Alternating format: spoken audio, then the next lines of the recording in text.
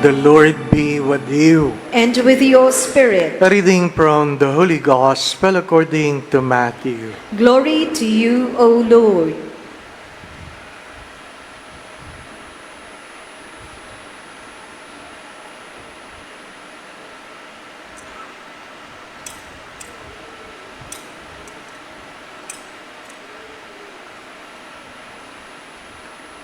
Jesus said to his disciples, "The kingdom of heaven is like a treasure buried in a field, which a person finds and hides again, and out of joy goes and sells all that he has and buys that field. Again, the kingdom of heaven is like a merchant searching for fine pearl. When he finds a pearl of great price, he goes and sells all that he has and buys it." Brothers and sisters, the Gospel of the Lord. Praise to you, Lord Jesus Christ.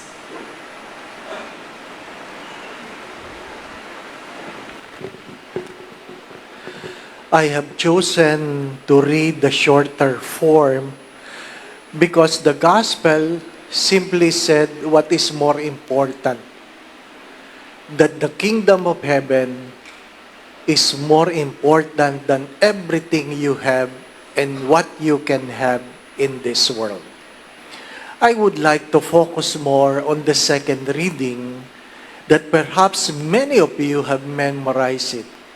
All things work for good on those who love God. All things work for good on those who love God. And the most important question is, how much do you love God? How much do you love God? How did God love us? John 3:16, "For God so loved the world that He gave His only begotten Son." That He gave His only begotten Son. The Gospel of Matthew defined love as what? Feeding the poor, giving drink to the thirsty, clothe the naked, welcome a stranger, visit the sick, visit those who are in prison, bury the dead. Love is not something you feel. It is something you do. It is something you experience with others. Perhaps many of you have read the book of Gary Chapman, The 5 Languages of Love, that people can express love either by giving them what? Gifts, service, good words, affirming words, physical touch, or quality time. Those are languages of love. It is something you do, not something you feel. All things work for good for those who love God.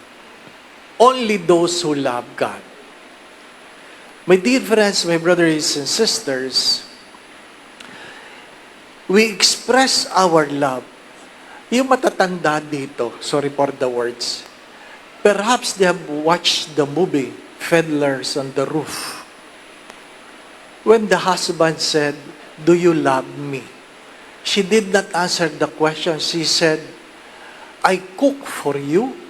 I wash your clothes, I clean the house, I feed the children," so on and so forth. Hindi niya sinabing, "Oo, mahal kita."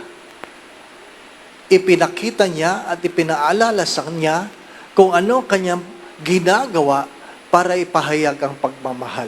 Sa madalit sabi, walang tunay na pagmamahal kung walang ginagawa. Ano po? Walang tunay na pagmamahal. You can only be blessed, your works, if you really love God. The first reading speaks of wisdom. Why wisdom is important. Many times I have said this. Magkaiba ang matalino sa marunong. Ang matalino, alam ang tama at mali. Ang marunong, ginagawa ang tama, iniiwasan ang mali. Hindi lahat ng matalino, marunong. Yung iba, pilosopo lang. Di po ba na? Nahuli ng pulis, one way. Sabi ka, bakit ka pumasok dito? Hindi mo ba alam na one way? Hindi mo ba nabasa yung nakalagay doon sa dulo ng kalsada, nakalagay no entry, one way? Sabi ng driver, nakita ko po. Ay, ba't ka pumasok? Hindi ko po kayo nakita.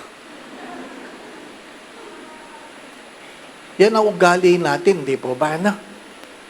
Feeling natin, pag tayo pilosopo, marunong tayo. Hindi. Hindi. Mga minamahal na mga kapatid, sadyang saksakan ang kabubuhan ngayon, di po ba na? May dalawang uri ng bobo. Yung isang bobo, tahimik lang kasi bobo siya. Yung isang bobo, daldal ng daldal kasi hindi niya alam na bobo siya.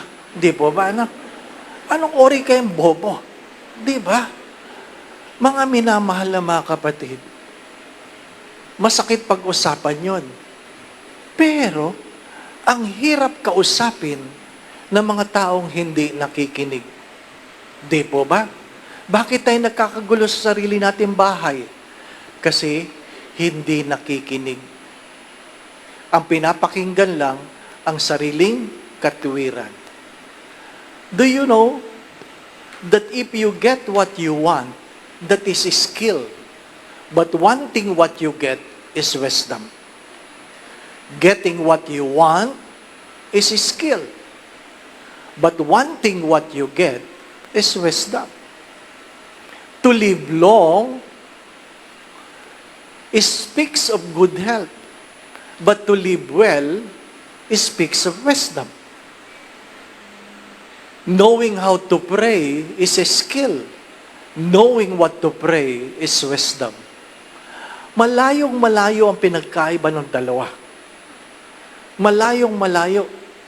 Kaya hindi tayo umuunlad. Nandun lang tayo sa kaalaman, ngunit walang karunungan. Anong pinagkaiba ng kaalaman? Knowledge is the capacity to gather facts. That's why we go to school. Knowledge is the capacity to gather facts. Comprehension is the capacity to understand the facts. Not all those who gather facts understand it. Critical thinking is to examine what you have understood. And wisdom is to choose the best options. That's why discernment is never about knowledge. Discernment is about wisdom. When Saint Ignatius of Loyola speaks of wisdom, when he speaks of discernment, you choose the best among the good. Because the enemy of the best is always the good, not the bad. The enemy of the best is not the bad. The enemy of the best is always what is good. Kaya nga, may aklat tayo sa National Bookstore nun. Ang title ng aklat, The Enemy Called Average. The Enemy Called Average. Sa Tagalog, pwede na yan. Pwede na yan. Di po ba, na? Pwede na yan. Yung mga naghahabol ng mapapangasawa, pag nakakita, nakangiti, kahit pangit, pwede na yan. Pwede na yan. The enemy of the best is always the good, not the bad. Kasi alam mo yung masama, alam mo yung pangit. Pero, pag pinapili ka, kung ano yung maganda at saka yung higit na mas maganda, nagtsatsaga ka lang sa maganda. My dear friends, my brothers and sisters, we often forget this, that the choices we make in this world affects our future. Friedrich Nietzsche, a philosopher, who says God is dead, he was the philosopher I've chosen for my thesis in philosophy, na napagalitan ako ng aking rector. Ano po? Sa dinabi-dami ng pilosopong pwede mong kunin, yan pang kinuha mo. Di po ba, ano? Ano sabi niya? Life is like a bridge that connects what is mortal to immortal. Life is very temporary. Life is very temporary. So if you neglect what is more important, I have said this before, you prioritize later. You put priority on what is more important later. Because our common priorities at the present is what? Comfort. Easy life. Easy life. Gusto natin magaan lang. Madali lang. Di po ba, ano? Sabi nung isang teacher, pumasok sa kwarto. Sabi niya, I want men. Taasan ang kamay ng mga lalaki. Anong gusto niyo, ma'am? I want somebody to carry the piano. We are just boys. Pag may trabaho na, wala na, di po ba? No? Ayaw maghirap. Ayaw maghirap. My dear friends, my brothers and sisters, you want to be blessed? Then show your love for God. Simple principle. I have shared this many times. Simple principle. Very simple. Number one is stay focused. Stay focused. You want to be successful? Hindi pwedeng shotgun effect. Stay focused. You must hit the bull's eye. Life is short. Stay focused. Second, you must know your priorities. Because when priorities are clear, decisions are easily made. If you cannot easily decide, it means your priorities are unclear. Third, live a balanced life, orate labora. Because you can never have wisdom without an intimate relationship with God.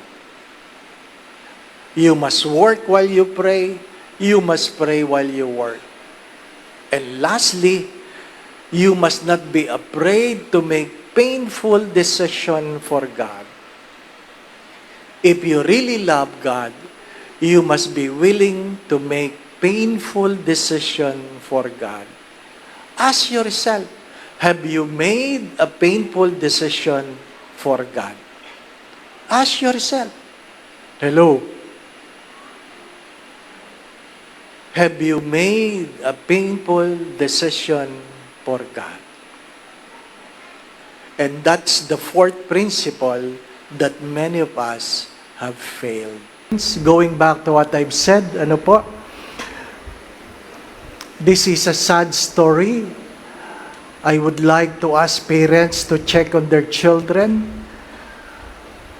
Recently, I've been with school directors, and their dilemma is that many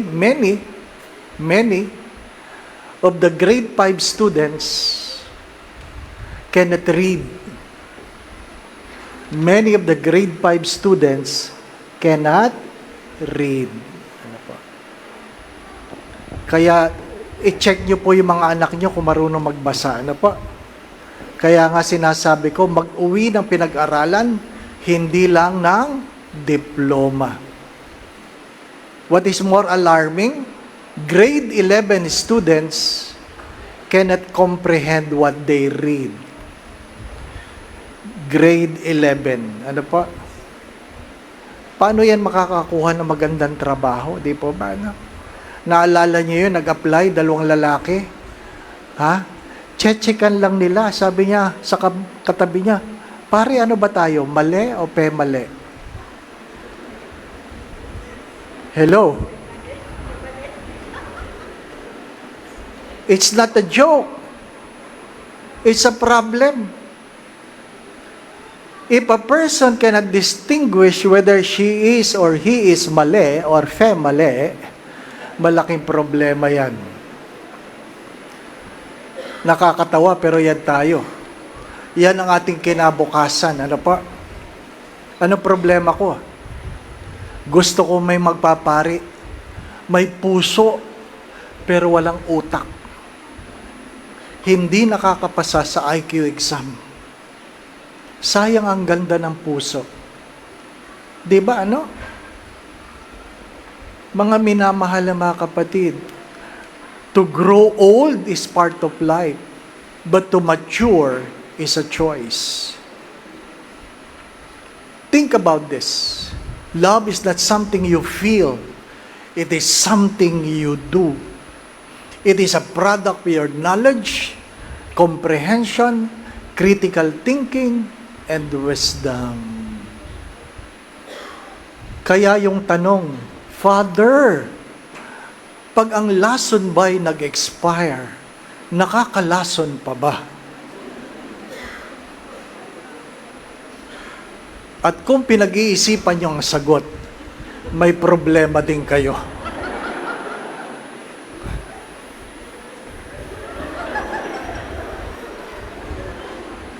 Kaya talagang kailangan natin tagapagligtas. The Lord be with you. And with your spirit. And may Almighty God bless you and your family, the Father, and the Son, and the Holy Spirit. Amen. We now go in peace to love and serve the Lord. Thanks be to God.